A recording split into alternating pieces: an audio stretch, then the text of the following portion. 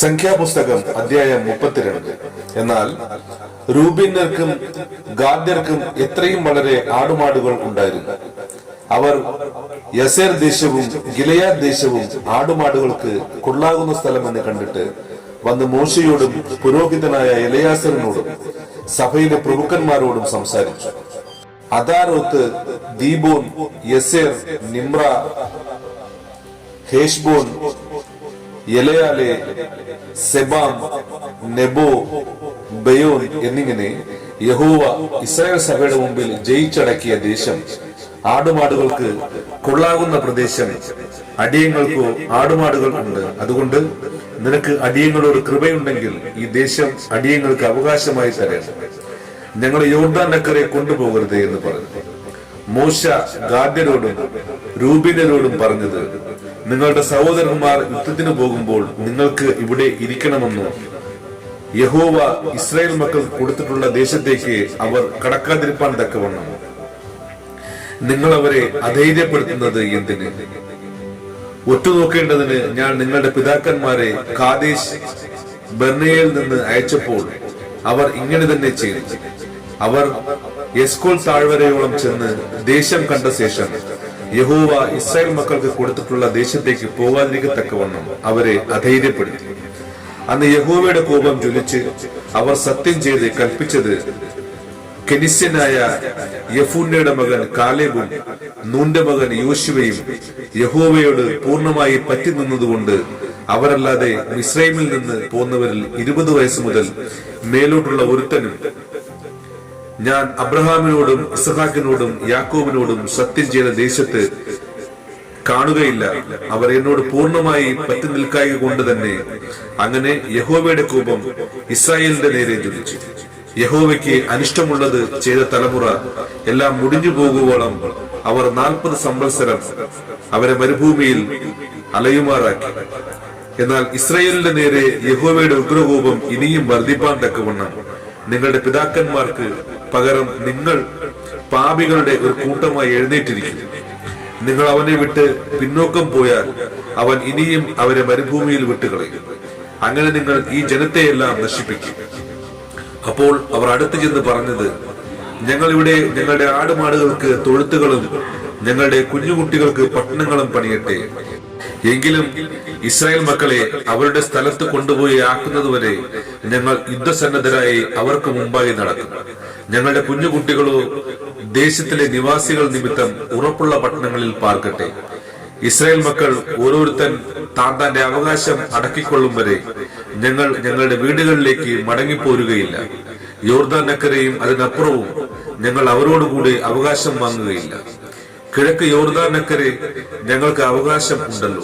അതിന് മോശ അവരോട് പറഞ്ഞത്, നിങ്ങൾ ഈ കാര്യം ചെയ്യുമെങ്കിൽ യഹോവയുടെ മുമ്പാകെ യുദ്ധസന്നദ്ധരായി പുറപ്പെട്ട് യഹോവ തന്റെ മുമ്പിൽ നിന്ന് ശത്രുക്കളെ നീക്കിക്കളയുവോളം നിങ്ങൾ എല്ലാവരും അവന്റെ മുമ്പാകെ യുദ്ധസന്നദ്ധരായി യോർദാൻ അക്കരെ കടന്നു പോകുമെങ്കിൽ ദേശം യഹോവയുടെ മുമ്പാകെ കീഴമർന്ന ശേഷം നിങ്ങൾ മടങ്ങിപ്പോരുകയും യഹോവയുടെയും ഇസ്രായേലിന്റെയും മുമ്പാകെ കുറ്റമില്ലാത്തവരായിരിക്കുകയും ചെയ്യും.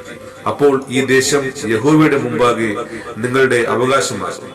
എന്നാൽ നിങ്ങൾ അങ്ങനെ ചെയ്യുകയില്ല എങ്കിൽ നിങ്ങൾ യഹോവയോട് പാപം ചെയ്തിരിക്കും. നിങ്ങളുടെ പാപഫലം നിങ്ങൾ അനുഭവിക്കും.